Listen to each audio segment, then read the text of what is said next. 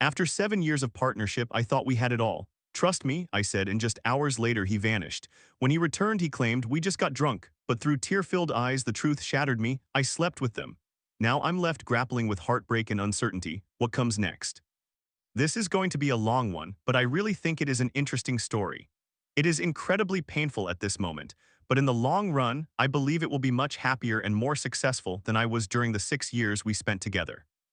For some context, I am 35 years old and he is 43. We met while working in Northern California on a large farm where we collaborated for 9 months before becoming intimate. After the season, I moved to live with him in Southern Oregon. I have been more stable and content than in any other relationships I have had, which lasted from 1 to 6 years, and I am very proud of that, especially after getting clean 7 years ago. We have worked and lived together throughout our entire relationship and have really had very few arguments and issues. Both of us have been content and happy. I thought that perhaps after a turbulent life, complacency and routine were happiness for me. There are some intimacy issues that we grapple with. As a survivor of abuse, I have worked on it, but we could have probably done better. However, that is not an excuse for what happened. We both work at a ski resort in Oregon. I am a lead bartender and he is a sous chef. We have been there for about 5 years now and are very work-oriented. Our family includes two wonderful large dogs and most of my family lives nearby. He has a cousin and her family in California whom we have visited a few times. We live in a nice fifth-wheel trailer which my parents bought for us, drive a new Subaru that we purchased together, and we're really enjoying the life we built together and the love we have for one another. So let us go back to a few weeks ago. I had been feeling a bit depressed and exhausted since we were both working full-time and even into overtime, so I chose to sleep in on our day off. I woke up when my now ex-boyfriend came in and started getting dressed. He mentioned that he was going to the hot tub at our RV park with two female coworkers. I had absolutely no problem with this. I had 100% trust in us and our relationship at that moment. I even voiced my boundaries numerous times over the years. If you want to sleep with other women, please ask me first or be upfront and honest immediately afterward. I want to assess if it would have complicated our relationship, such as if I did not like them or if they worked with us, but that conversation never came up. As far as I know, he never had any other affairs. However, now I am questioning everything. So around 1 p.m., I kissed him, told him to say hi to the girls for me and that I would see him shortly. I cleaned up a little, ate some food, and by about 6 p.m. I started to feel a bit worried. No call, no text, just silence. That was unusual for sure. I kept reassuring myself that he was fine and one of the women had my number if something serious happened. You see, my ex is over 6 feet tall, probably about 300 pounds, and he is not in the best shape anymore since he went from doing hard labor daily on the farm when we met to just eating whatever sounds good and not being very active outside of work. Even when he had all his teeth pulled a few years ago, I still found him sexy and attractive, but I was concerned about his overall health and well-being. I kept telling myself everything was fine and that maybe he went out to the bar after the hot tub without stopping home to change clothes. Maybe they were still in the hot tub for 5 hours. Yes, I could have called him, but he is a grown man and I never needed to or agreed with monitoring him. I completely trusted him for 7 years straight. I never even went through his phone or felt a need to. Even though we each have the other's login information and have stated we are willing to let the other have it if they want to. At some point, I dozed off in bed into an uneasy, restless nap until about 10:30 p.m. When I woke up startled, I realized the time but saw no missed calls. I looked over into his empty side of the bed and instantly I felt sick to my stomach, disgusted and filled with disdain. Something felt wrong and I knew deep down that he had been unfaithful. I felt immense hurt and grief at that moment, trying to find excuses or other reasons in my mind for him. I mean, I had been so clear so many times, just talk to me about it. It isn't a huge deal, I am strong and can handle it. Talking about it first was very important to me, but he didn't even give me a hint and my best guess is he knew I would say no. Being involved with coworkers is unacceptable and unprofessional anywhere you work, especially since they are directly under him and one was up for a promotion. I took some deep breaths, reminding myself that I did not know what happened until he got home, still holding onto that trust, washed my face, got a drink, fed our dogs, and went back to bed and cried. I should have called him at that point, but my hurt turned to anger, which was overwhelming, so I chose to stew over it for the next 6 hours.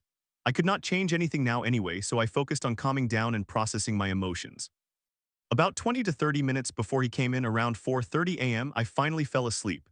This sleep was deep and dark and lasted until about 8 a.m. when I sat upright, looked over and saw him sleeping in his spot. The first thing I noticed was a foul smell which made me immediately mad.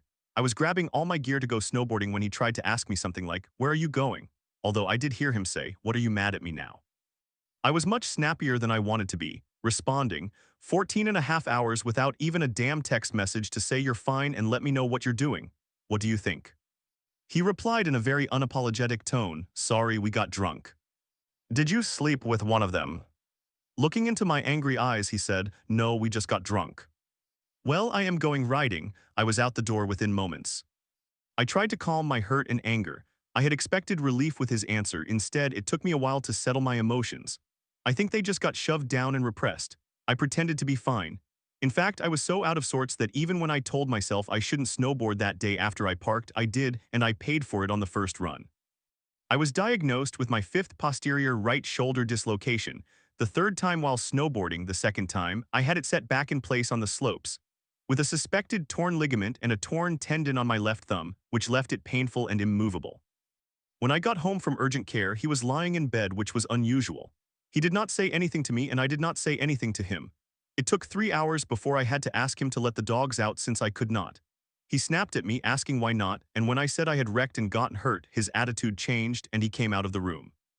The next day at work, when people asked what had happened, I simply said, "Don't ride angry." I told a few of my friends about what occurred, but when they asked if something had happened, I confidently said no. Weeks went by and there were strange vibes the whole time. For instance, when I said hi to one of the girls, she looked frightened while talking to me, which seemed odd. Other things I noticed as time went on were conversations stopping when I walked in, looks that seemed too familiar, etc. I kept faith in my spouse and let it all slide with my own excuses. I did ask him about it a few other times when I began to question my lingering feelings, and he said the same thing as the first time, which gave me some sense of security. He would not elaborate further on what they did that night, though, and even when I asked, I did not press too hard for answers. Fast forward to New Year's Eve, we went to a fantastic show, got a hotel room with some friends, and partied. At the end of the night, I went for a walk, and one of the coworkers opened up to me about seeing pictures of his affair with the two women and that they had been joking about the whole event rather openly at work. I was shocked yet responded, "It's whatever." My thought was that since we had been drinking, maybe he said that to cause issues, hoping I might be open to something. The nagging feeling that I already knew this, however, made it difficult to brush aside. I just set it aside, not wanting drama, and thought about how to approach him when we got home. When we returned to the hotel, I planned to take a bath, but my spouse asked if we could shower together. Nudge nudge, hint hint. We had not slept together since the incident, and part of me wanted to try, hoping it would help prove to myself that he was telling the truth. It did not. It was awkward and uncomfortable. We stopped after a bit, and I looked him in the eyes and asked him point blank again, "Did you sleep with either of them?" I received the same response. But this time I saw the lie in his eyes, and inside I broke into a million pieces. We ended up just going to bed, but I could not sleep. He slept like a baby. We went to breakfast the next morning, which felt awkward and quiet to the point that our friends remarked, "Wow, we must all be hungover." When we returned home later that night, I sat quietly for an hour before asking him again. I did this after requesting to look through his phone for some photos, and when I began to scroll through it, he exclaimed, "What are you doing? You know that there are pictures from that night you spent with them, right? People at work have seen them and even have the audacity to tell me the truth." He denied it, but the guilt and shame in his eyes were undeniable. Instantly, he wanted to know who said it, and I replied, "Not your business." I grabbed my pillow and blanket from the bedroom and laid down on the couch, crying and filled with rage. About an hour later, he got up to go to bed, and I followed him, telling him that he needed to tell me the truth because this was not going away. Finally, he admitted that they all had sex. I felt the floodgates of emotion open, thanked him for finally telling the truth, but cautioned him that his choices had consequences, and my choice was to leave. We were done. Because of the lying, we could have worked through the affair if he had been upfront and honest. He tried to blame me for the lack of sex, and I used a term I had never used before, saying, "You do not get to gaslight me on this. This is not my fault. We should have worked on our relationship together." I added that I would keep the car and he could take the trailer, which is in my name. I felt like he just gave up at that point. So I left with my dog and went to stay with my brother that night. I hung out with two close friends and coworkers, venting, crying, and just feeling devastated. They pointed out some of the shortcomings in our relationship and emphasized how much better I deserve and can now have. For instance, I had not received a birthday or holiday present for a few years, yet I always got him something, even if it was small. He did make me one necklace just because once. He never buys me flowers, nor does he attempt to romance or connect with me anymore. He often makes fun of me while we are out with friends, claiming he is teasing. I was fortunate I called them before going too far, and they insisted I talk before going to my mother's house, which is 2 hours away, considering my emotional state. That was a smart move. My brothers also left work early to come and support me emotionally and took the following night off as well to ensure I was okay and would not make rash decisions. I called out of work simply stating that we had separated and I needed the day off. I returned to the RV the next day with my brother and a friend, gathered all my belongings but left some things in our shed and other small items we could not fit. He was at work that day. I also sent one angry message, "Fuck you, dumb bitch," to one of the women. No threats, just a straightforward acknowledgement that I now knew what had occurred and she sucked. I never received a reply or sent anything else. I did have my brother hold on to my phone, so I would not text my ex or anyone else in my emotional turmoil. I stayed with my brothers again, drank, and had numerous people visit just to support me, ensuring I recognized I had a strong support network. I felt blessed and grateful for this. Later that day, he texted me saying he was going to commit suicide, claiming that it was what I wanted. After I sent him the suicide hotline number, he texted, "No, I want you to know it is all your fault." That would have devastated me, and although he had done this before during fights, I took it seriously and reached out to our managers to check on him, which they did. It seemed to help, and he calmed down. I took out all the ammunition and knives from the house afterward, which required another hour round trip to do. After speaking with people the next day, I learned he was under investigation because the woman he slept with had gone to human resources to report that she felt uncomfortable working with him due to the situation. Both women are in their 30s, and I believe they knew what they were doing when they took those pictures, talked about it at work, and then went to HR after everything came out. I do not think he considered any of these potential consequences at the time, but that does not excuse his actions. He ended up losing his job that very day, irony at its finest. I explained to my manager that I did not want him fired and had no intention of going to HR. My plan was to leave the job, leave the trailer, and find whatever else is in my future. However, I still have my job and was granted a week off to process and decide what comes next. Anyways, I know that was a long and extremely detailed account, but perhaps it is helpful to let it out online. I have resumed therapy, signed up for classes online about processing emotions, trauma, grief, etc. I am looking forward to the future, but am realizing that I have been extremely codependent for the last 6 years. I feel guilty about his situation. I keep questioning what I did wrong, and I am struggling to let him go. A part of me wants to return and make things work because I felt so stable and happy in the relationship. After I calmed down, we started texting again, and I have been cordial, supportive, and positive, while also stating that I can no longer trust him and may never be ready to reunite. I feel like he has just pulled away, not expressing remorse, even though he did say sorry, which feels pointless and does not mean much now. There have been no conversations about trying to have a future together, but he seems quite depressed. I have texted him daily to check on how he is doing, ensure he does not want to hurt himself, called his friends to see if they would be willing to check in on him, and have had to help him with login information for accounts, go over paying rent, and send him his old resume and contact information. I know this is just insane. It has been incredibly hard for me to simply wash my hands of what we had. Honestly, I still love him deeply and want him to succeed and be happy, but I know I need to prioritize myself now and adapt to that. Some of the advice I am seeking concerns the RV. Everyone, except for his best friend who supports my feelings about keeping things fair and evenly split, says I should give him a date to vacate and reclaim it. I really owe him nothing and have done nothing wrong in this situation, but it does not feel right to throw him out onto the street. He is a good person most of the time, and just because he made a terrible mistake does not mean I want to be vindictive or see him fail. Since he has never obtained a driver's license and only has a permit, I cannot give him the car and will probably have to trade it in for something more affordable now that my financial situation will only include me. Why do I still treat him kindly and with respect and accept that I may not receive any of it in return? I mean, I am angry and hurt and have said some mean things, but as time progresses, I am trying to maintain a level head and an optimistic attitude. I do not feel that being unnecessarily cruel to my ex, while being confident in my choice to leave and succeed, will add anything constructive to the situation. This point of view is unpopular among my friends and family. They have encouraged me to let him fall and get up by himself so he can learn a lesson. I understand that perspective as well.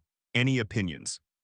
I am trying to figure out how to move forward and remain positive while manifesting a beautiful, happy future for myself, one where I will not be held back by anyone but myself. My goal is to stay single for a year to remember my self-worth and determine what I want out of life. I just do not know how yet. It's scary and a bit overwhelming. Any advice in that area? I am simply looking for connections and trying to keep myself busy while dealing with this. Thank you for reading my thoughts. Story 2. After 7 years, I discovered my partner's 8-month affair thanks to a location slip. "You violated her privacy," he yelled when I emailed his lover. Now he insists she is just a friend while I confront the betrayal head-on. How did I let it go on this long? I, 47 years old, female, discovered that my partner, 59 years old, male, with whom I have been in a relationship for 7 years, has been involved in a secret affair with a woman in another city. This affair lasted for at least 8 months before I realized what was happening. For years, he has traveled to research a book, and I suspect he was altering the location settings on his iPad and leaving it in his hotel. I began noticing that sometimes my text messages went unread for a long time or that he did not respond to my calls, and these occurrences aligned with his being in a particular city.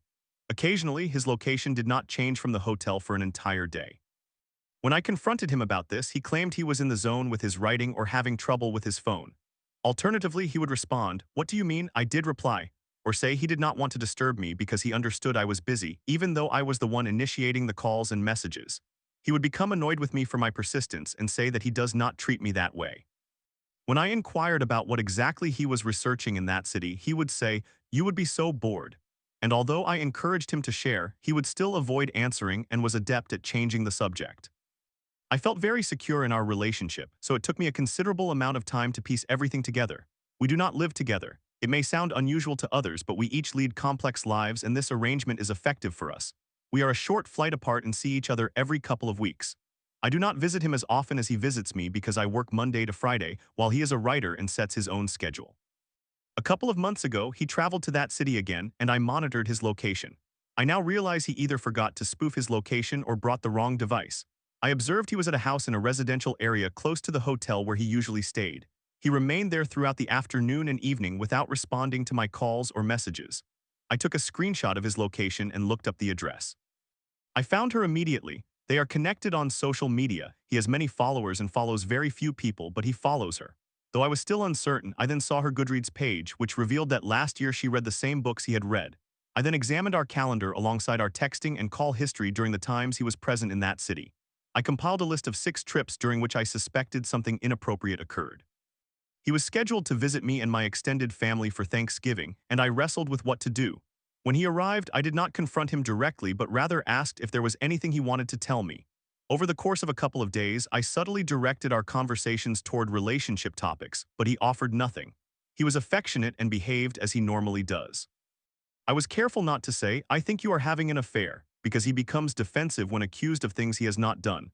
I did not possess solid evidence, just instincts and associations, so I aimed to create a safe environment for him to confess without provoking a hostile confrontation. I thought we could calmly work together on how to proceed. I admit I may have been too timid.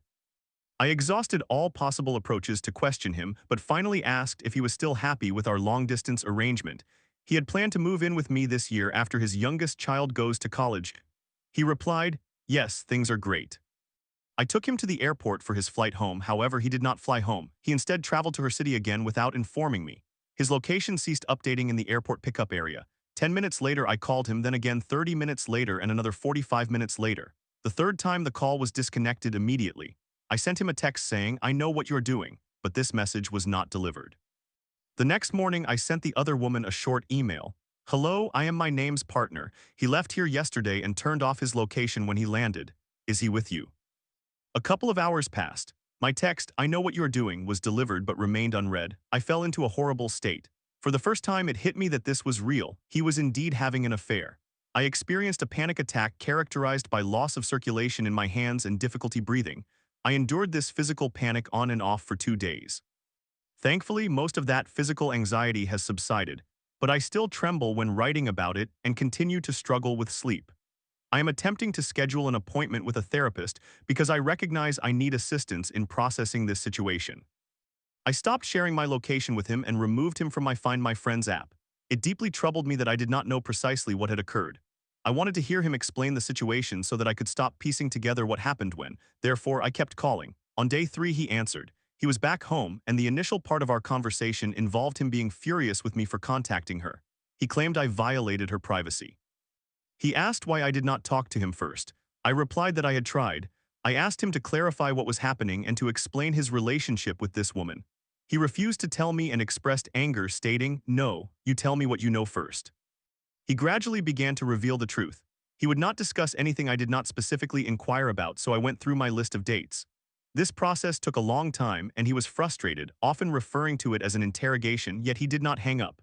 We spent 2 hours talking before he said he was sorry for hurting me, but that apology was only issued upon my request.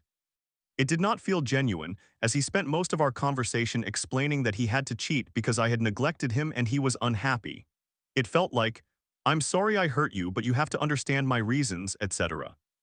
He stated that the other woman had shown him my email while he was at her house, which caused a confrontation, but he remained with her for the next 2 days to discuss it. He claimed she forgives him. He informed me that the other woman was aware he was not available as a partner and understood there was someone else, though she did not know the details. This seems implausible to me given how devastated he claims she is. He said, "You dropped a bomb on her." I responded that he had detonated a bomb on both of us and pointed out that it sounded like he had also misled her. The use of the word lied made him erupt. "Don't use that word, that's your story, you aren't listening to mine." I have been a fool and I feel foolish admitting this, but we have been attempting to reconcile over the phone for a month. I expressed that my sense of reality has been shattered since all this occurred, and I am trying to comprehend what actually happened to make sense of it and hopefully heal. Initially, I sought to extract his story, but I subsequently realized I wanted to remain involved until he expressed some remorse. Then I thought perhaps this is a wake-up call for our relationship, but maybe we can still make this work. I assure you, I am critically assessing why I would consider this and how I could subject myself to such a situation. It took a long time, 2 weeks, to get the specifics because he seems unable to remember the chronology or anything they did together. The only way he discusses a meeting is if I go through my calendar and our text history to identify moments he deceived me and prompt him with a question regarding that specific occasion. I have managed to extract details concerning about 10 meetings, and when I asked him if there were more, he said, "I don't think so." It is astonishing how forgetful he is about the specifics. He has flown her to meet him somewhere on multiple occasions, once in Europe, while spoofing his location to make me think he was at home. He possesses a second phone with a number I was previously unaware of. When I expressed disbelief at some of the trips, he asserted that all their travels were spontaneous and last minute. He becomes frustrated with my insistence on discussing his affair, frequently asking when we can move on and address what he sees as the real issue, which is his unhappiness and my alleged neglect that led to his actions. He claimed he sought out a friendship with another woman because he felt lonely. He stated that the friendship developed into a romantic relationship, and he did not know how to terminate it. Initially, he insisted that he and this other woman were merely friends until I asked, "Did you have sex with her?" To which he replied, "Yes." He claimed he did not genuinely want to travel with her but did so out of necessity because he could not travel with me. He insists this other woman is not a serious relationship and that he still wishes to be with me and attend couples counseling to resolve our issues. During one of our first conversations when we started dating years ago, he expressed how vital fidelity and trust are to him. We were on the same page regarding that value. Although we are not married, we are exclusive. We share locations, and if I go out in the evening, I send him a photo of who I am with. If I visit a place I usually do not go to, he will immediately call or text me. I believe this was love, but now I question whether it was control and projection on his part. As far as I was aware, we were in a committed relationship, yet in recent weeks, he has mentioned that, since we are not married, he did not consider himself in an exclusive relationship. This information is new to me. Since the revelation, I have been trying to comprehend his relationship with the other woman, attentively listening to everything he says and tuning into my instincts. A few days ago, he inadvertently revealed something she said to him, indicating that he has communicated with her. I inquired about the nature of his current relationship with her. He hesitated and then admitted they remain in contact and talk on the phone every few days. He explained he is assisting her with some administrative tasks in which he has experience, while she is helping him recognize that what he did was wrong. I felt angry but tried to maintain my composure and stated firmly, "I cannot control what you do. I cannot control whether you continue your relationship with her, but I can control what I will accept. I will not tolerate your continued contact with her if we are going to salvage our relationship." He became angry and asserted that her friendship is important to him, citing that they started as friends and he sees no reason their friendship cannot persist. He said, "I need friends, you have friends, and I do not prevent you from seeing them." I explained that this is not simply a friendship. It is a serious romantic relationship he developed with another woman behind my back and then lied to me about. Again, he does not welcome it when I use the term lied, as it triggers him to speak over me or hang up. He stated that when I use terms like lied or cheated, it signifies I am narrating my version of events and not respecting his perspective. I retorted, "Well, you did lie to me. How can I trust you?" He replied that if I do not trust him after all these years, we have a severe problem. I reminded him that he shattered all our trust when he cheated on me and we must work collaboratively to rebuild it. I declared, "End it with her or end it with me, you cannot have both." We argued and he hung up. 2 hours later, he called me and said he had spoken to her and she agreed to step back while we worked through our issues. I refrained from commenting, but the phrasing struck me. She agreed to step back, not him. At this point, I committed an unwise act. I possess his web hosting passwords from when I created his website. I had refrained from using them previously because I knew it would betray his trust and that he would be furious, making reconciliation impossible. I decided I wanted to uncover the truth before walking away. I read all their email exchanges from the past year, and unsurprisingly, he is still deceiving both of us. She was entirely unaware of his other relationship until I contacted her via email. He initiated their relationship and pursued her. I discovered there were additional meetings he failed to mention, and the trips they took were not spontaneous. They were planned weeks in advance. He arranged the outings and hotels and purchased her flight tickets. There are outgoing emails to her since the day of discovery. The helpful life admin stuff he referenced, sharing links and news articles, but no discussions regarding their relationship in writing. I suspect he saves those conversations for the phone. It seems he has been cautious not to leave a trace, and I noticed he no longer replies to my emails either. However, I read her replies to him, and it is clear they have also spent the past month reconciling. It appears he is apologetic and remorseful with her, while portraying me as unstable and our relationship as uncertain and inconsistent. She appears very supportive and is awaiting him to resolve matters with me so he can return to her with a clear conscience. I discovered they are planning a trip for the upcoming summer. I cannot disclose what I know or how I acquired this information because I suspect he may even attempt to press charges. I feel regretful about spying on both of them, yet at least I now possess the truth. I am taking what I have learned and cutting off contact. That is MY's story. I no longer wish to hear any more of his. Summary: my partner cheated on me for 8 months. I discovered the truth and we have been attempting to reconcile. I have decided against further reconciliation and am moving on.